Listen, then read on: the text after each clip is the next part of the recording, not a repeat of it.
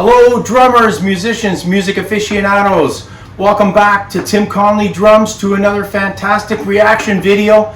I'm super excited about this one today because it is one of my favorite groove drummers, but he's doing something that he normally doesn't do, which is play a drum solo.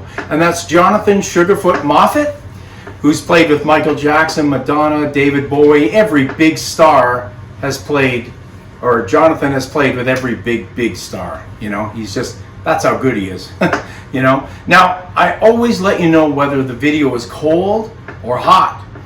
And cold meaning I've never watched it, hot meaning I have watched it. I'm going to call this one lukewarm because I have watched this, but quite a long time ago, so I can't remember exactly what happens.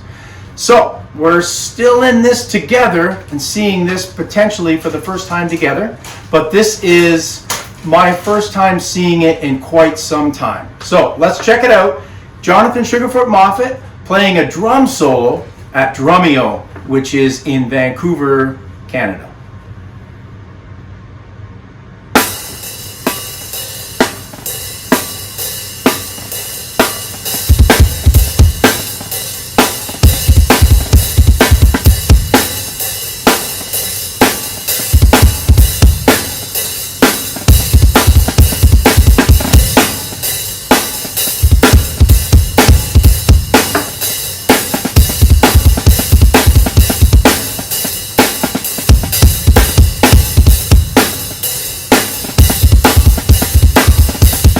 Okay, I'm just going to pause this for 1 second. Right away, I think this is going to head into some kind of a musical drum solo. It's not going to be chops oriented. This is no Neil Peart solo. This is not going to be a solo where we're going to see lots of flash. I think we're going to hear some serious grooving here. That bass drum right away reminds me of Zeppelin, reminds me of the Immigrant Song. That's kind of the vibe I'm getting out of that bass drum. So anyways, let's check it out some more.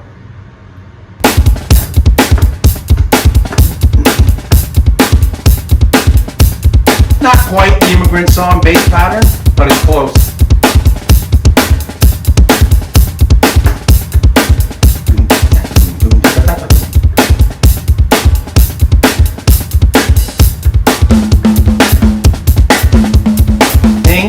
Premonition is coming true.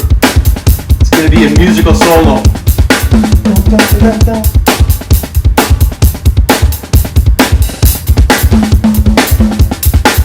I love the way he anticipates the musicality and the phrasing.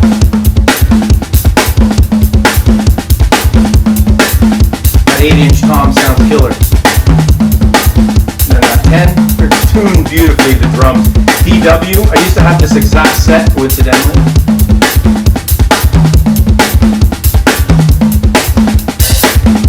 And now he's dancing on it, opening the hat. It's starting to get into crazy musical.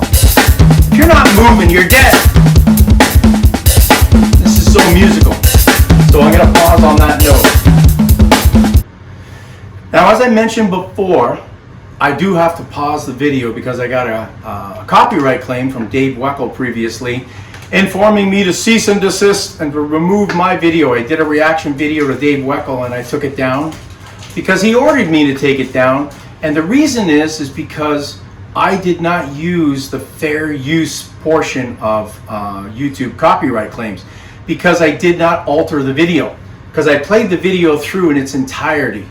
I talked over it, I made my comments, I made it mine, but because the video never stopped and it was played in its entirety, they determined that, in their opinion, Dave Weckl and his management opinion, it was not a fair use video. Therefore, I learned my lesson. Ever since then, which is like, I don't know, 3 or 4 videos ago, nobody ever saw it because I took it down so quickly.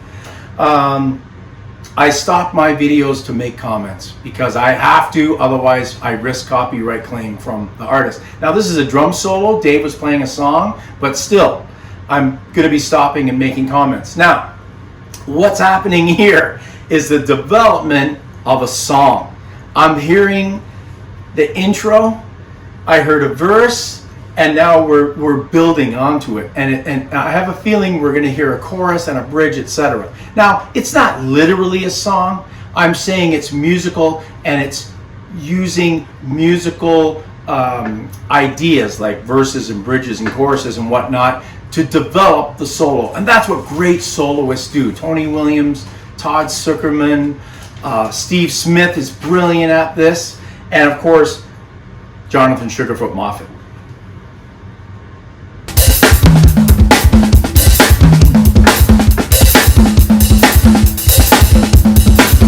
Got a double pedal there. I don't know how much use that's going to get. Look at those sticks. They're bending. They look like candlesticks that are made of wax, bending. But look at that Drumeo guy. He's digging this. And I would be digging this too if I was there. I mean, I'm digging it now, but if I was there, and he's altering the groove. So musical. His time is ridiculous. So musical. I love these phrases. It makes me want to get out and practice, and especially practice with a metronome. Woo!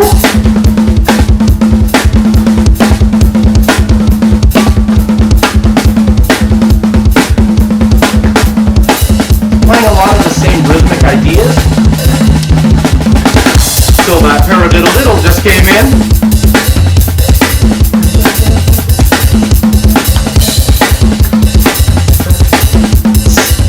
Speed of that bass drum and how it doesn't miss a beat, literally.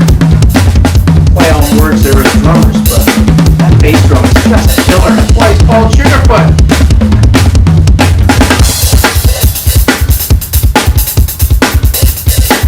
Bass drum sounds killer. I love it. It doesn't look like he has anything in it either. Muffling it.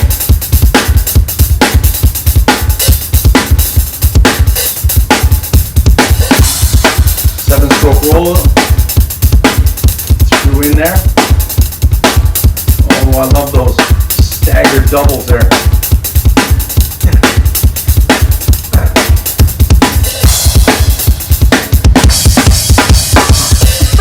I love those cymbals up behind them. Carmine Peace-like.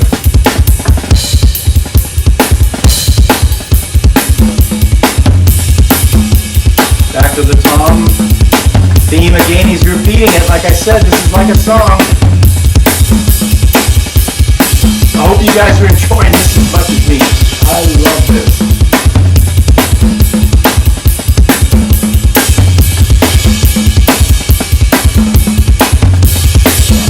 Drum. Heel up. I can't do what he does though with the heel up like that. I like to do more of a Steve Gadd heel toe technique. Heel up like that just kills my hip flexors. And he never puts that heel down either. Man, that's hard to do. It's so tiring. But hey, pause this for 1 second.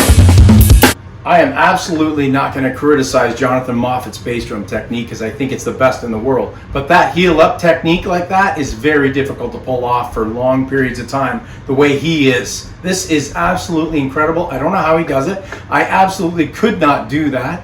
I used to play heel up in the past, but I disregarded it after having some lessons with great teachers like Dom Famulero and a few other guys that helped me out, and my hip flexors would cramp up during gigs playing heel up, drop the heel, and I developed my own sort of Steve Gaddish technique, heel toe technique, and that works much, much better for me. But this works for Jonathan, so who am I to criticize him?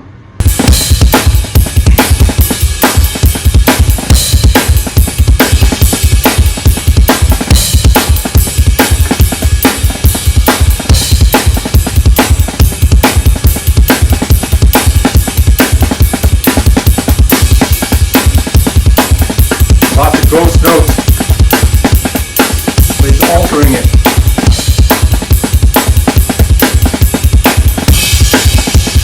Some dynamics in there on the ride. Ride sounds great. And those sticks, the way they cook liquid.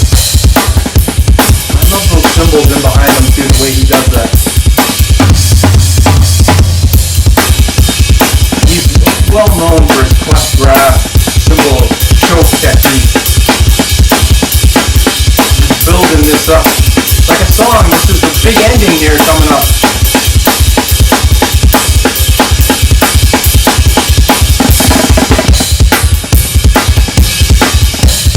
His snare drum is so tight. So tight. He likes his drum tuned high. Offbeat on the bell of the ride, on the and.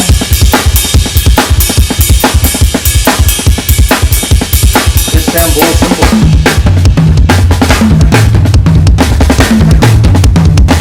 So musical.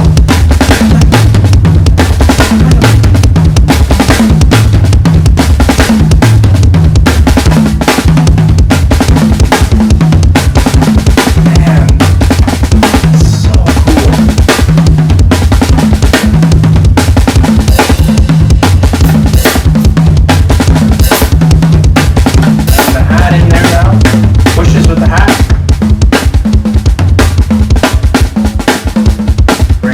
Bringing it down.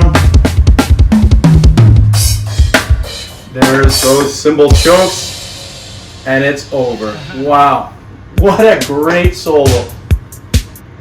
That was absolutely fantastic. Man, I get excited watching guys like that, you know, like I really love the groove drummers when they do solos, because you know it's going to get you moving. And as I said earlier, if you're not moving to that, it's almost like a rhythm guitar. And I can hear a bass line in there with that bass drum underneath. So the toms are playing musical phrases, the bass drum underneath playing the bass, along with the bass guitar. You can hear the instruments even though there are no other instruments. It's just drums. That means we have got a master musical drummer here. And ultimately, people, as I've said many times before, the drummer that plays musical and the drummer that grooves is the drummer that works. You want to work? Don't worry so much about chops. Get your technique together to make your grooves happen, to make your musicality happen. Listen to jazz records, listen to funk records, and play from a musical standpoint. You're going to get more work. Tim's advice for today, coming from watching Jonathan Sugarfoot Moffett. Thank you very much for joining me today. I want to thank all my new subscribers. I've had a whole batch of new subscribers in the last little while, and I want to thank you guys for coming and joining me. And I just want to let you know that I really do appreciate you watching and subscribing to my channel. There's lots more to come, more reaction videos, more reviews, more lessons. Thank you very much for watching, and as always, keep drumming. See ya.